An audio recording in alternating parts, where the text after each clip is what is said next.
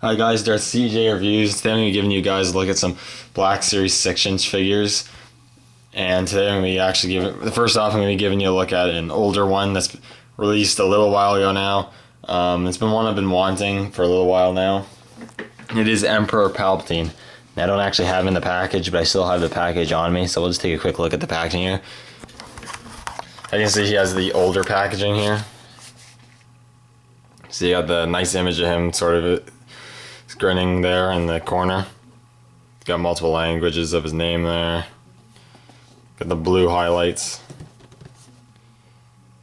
You got his name again and a nice image of him on the back as well, and just some random stuff.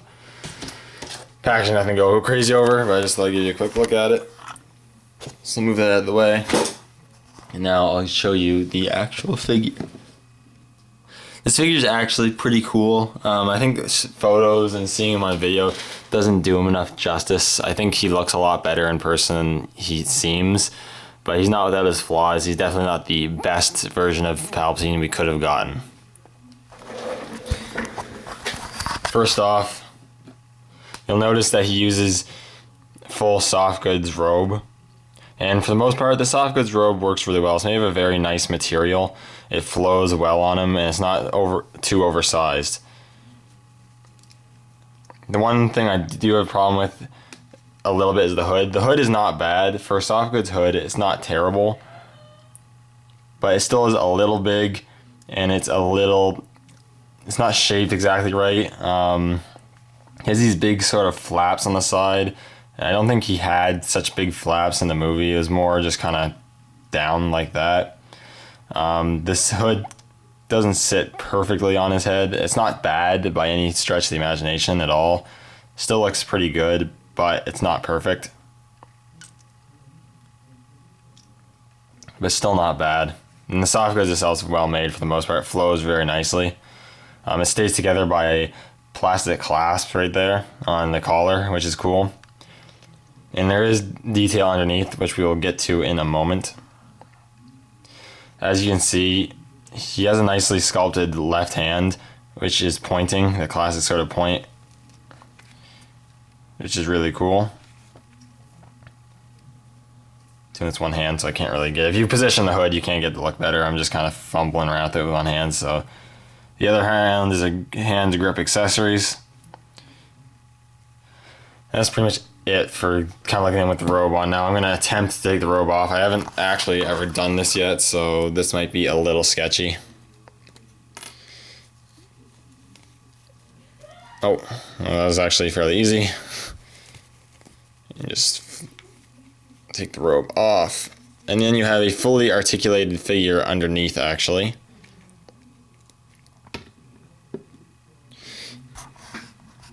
So let's take a look at him closer. So you can take a look at the head sculpt. The head sculpt's pretty nice. It's sculpted really nicely. You got all that dark side degradation and wrinkles all over his head.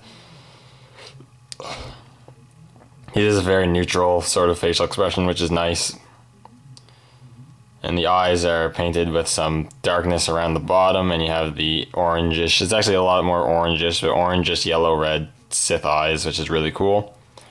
As you can see, he also has his hair slicked back, which is nice. Kind of has a prequel feel to it. We don't actually see him unhooded in the original movie, so this is sort of a throwback to the prequels. I also find his skin tone is a little more throwback to the prequels. It seems like I found in the original trilogy his skin was perhaps a little paler, a little more gray. This one's a lot more flesh toned. I would have liked it if this one was a little more grayish or paler, but it's not a huge deal. And again, you got this sort of Sith black tunic underneath, which is not too special, but the sculpting in is nice.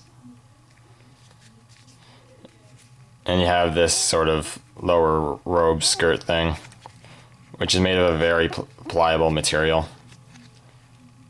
One thing it is to know is that because of this plastic part, though, while it is pliable, you're not going to be able to get this guy in a sitting pose, or at least not a sitting pose that's going to look good. So it's going to be hard to get him sitting on a throne or anything, even though he doesn't come with one, but it's going to be hard to get him sitting down, unfortunately. While we have the robe off, I'll also go into articulation. He has a ball jointed neck with a hinge, so you got some good range of motion there. He has ball hinge shoulders, swivel cut at the elbow, double hinge at the, swivel at the bicep, double hinge at the elbow, and ball hinge wrists, a ball jointed torso, ball hinge hips, swivel cut thigh, double hinge knees, I believe. Yep, double hinge knees, and hinged ankles with pivot. So he has a lot of articulation, especially for a character that's not going to be in too many dynamic poses. They definitely packed him with articulation, which is always good. In terms of accessories, this is probably the biggest flaw of the figure. He really doesn't come with a whole lot. He has his, I guess the plastic clasp. He has the robe, and he has his cane, which are both great accessories. The cane's nice. It's sculpted nicely. If anything, though, maybe I'd like it to be a little longer, just slightly. I find you just can't get it fully on the ground without having him really hunched over, which I never found he was that hunched over. But it's a nice accessory, definitely an appropriate accessory. And he has the robe, which of course they had to include. But it would have been nice to have some more accessories. Interchangeable hands with the lightning shooting from them would have been an awesome accessory that I really think they should have included, but they decided not to. And because they did make him look a little prequel-y like, they could have done the same thing they did with the Empire Strikes Back Yoda they did, where, well, he was based on the original trilogy Yoda. They made him have accessories from the prequel era, such as his lightsaber. They could have also given Palpatine here his lightsaber as well. Well, I don't care too much about the lightsaber. It would have been really nice to get the lightning, or at least some interchangeable hands. And it's really disappointing that they cut back on the accessories on this guy, because I think he would have been a lot better with more accessories. Without the lightning, you can only kind of just pose him standing around, giving out orders or whatever. Aside from that, this is a really cool figure. I think if you're a fan of the original trilogy, he's definitely one you're going to want to pick up. I think he'd look great next to Darth Vader, or now that they're released to the Shock Troopers. Unfortunately, I haven't been able to find the Shock Troopers, and I didn't get Darth Vader for Christmas, so I'm still looking for those figures. I obviously really like to have Darth Vader. I really also like to find some Shock Troopers so I could have Sidious being bodyguarded or flanked by them, and I'll fix the robe later because it's going to take me forever. But overall, it's a pretty cool figure. I really like it. It's just, there's some things that could have been improved.